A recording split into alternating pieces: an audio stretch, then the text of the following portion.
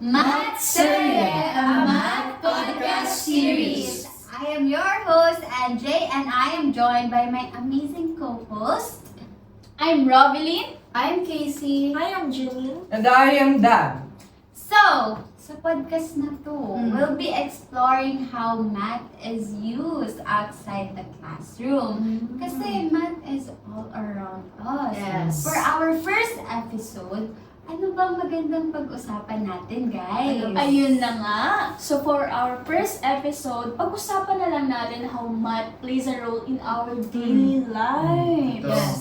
Totoo, kasi math is everywhere. Hindi lang naman siya tungkol sa mga equations and formulas. Nakakasawa na. Diba?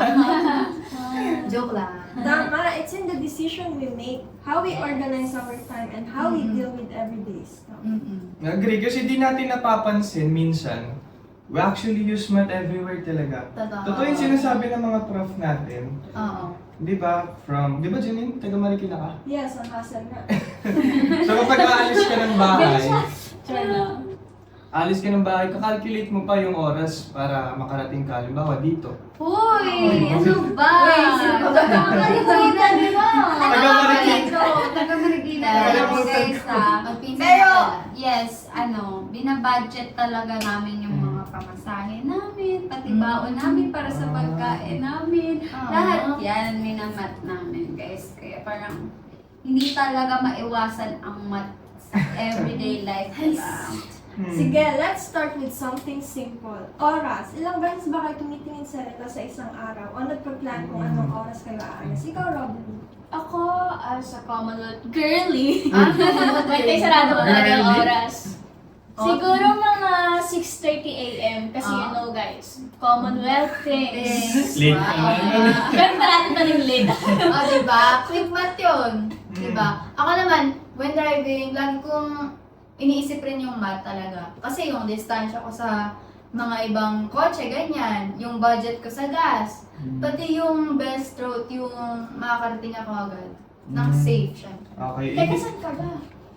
Diyan lang naman sa Central Ave. Ang layo. Balik talaga.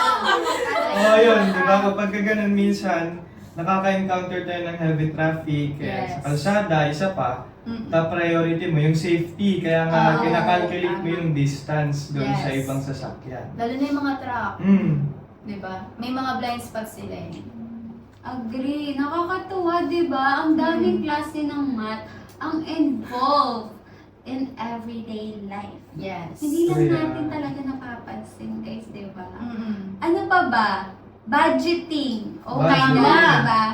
Ako as matipid na person, Wow. I have to manage my allowance. Matipid. Totoo. Totoo kasi kahit college pa lang tayo, may mga gastusin na rin tayo. Siyempre, number one, pamasahe. Oo. Tapos yung mga pagkain. Tapos yung mga pang-shopping natin. Siyempre, Budget. Kasama sa budget. And lastly, siyempre for church. Yung dapat number one. Mm-mm. Yes, tama yan, ang budgeting. Di lang siya about adding or subtracting Oo. normally. Yes. May percentages pa. Halimbawa, Yes. may sales or tips kapag kailangan tayo sa restaurant. Oo. Oo, Sino uso ba yun. yan? Minsan nga, nakikita ko sa TikTok, di ba, mga tips. Uso yan sa resto. Yung mga hack, First kuya. yung mga hack naman, mga nasa ano yan, fast food. Yes. Yung tinatawag na mix and match. Oo. Diba? Pag kinumpare mo yun, kakalculate mo syempre, mas mura siya kaysa doon sa mga super meals. Pero Yeah. parehas lang naman yung pinaprovide nilang pagkain. Wow, alam na alam Uy, mo. Siyempre.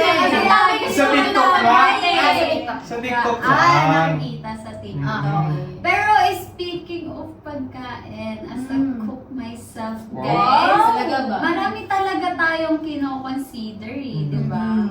Yes, sa pamamalengke pa lang. Lalo na yung pag-divide ng mga ingredients. Malaking bagay na rin yun. Oo, pati sa baking. Alam niyo ba, nag-bake ako last week. Wow. Tapos, Wow. banana bread. Banana Yung ginawa bread. ko, moist siya, nag-grate siya ng ayos. Kasi maganda Wait. Parang di namin natikman yun ah. Kasi, after pa kasi. after meron nito. naman pala. Oo, ano kayo? Meron. Meron pa. Meron pa. Meron na nga yan. Oo. Pero, tapos next week, tinry ko ulit mag-bake. Pero, ngayon, tinamad na ako. Di ka na Tinansya ko na nag-measure. lang. Oo, Oo. tinansya ko na lang. So, naging flat siya, tapos ang gray niya, ganyan. Yeah. Nanghula ka lang Diba? ng taxi. Parang test lang. Mm. Yun naman pala. Tapos, Exactly, di ba? Math is not just about formulas and numbers.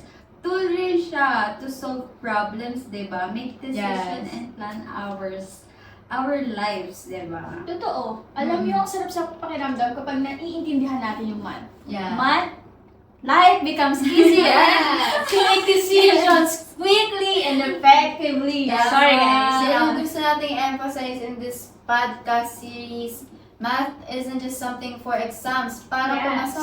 Mm. Yes. Di ba?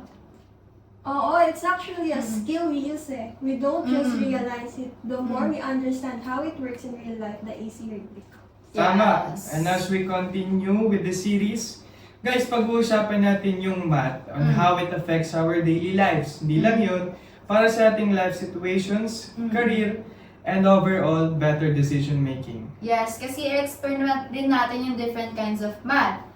Ano bang tawag din tayo? Yung Probability. Lesson probability. nakaraan yun eh. Nakakalimutan niyo na agad. So, yun yung nagpe-predict ng future daw. It's all connected daw.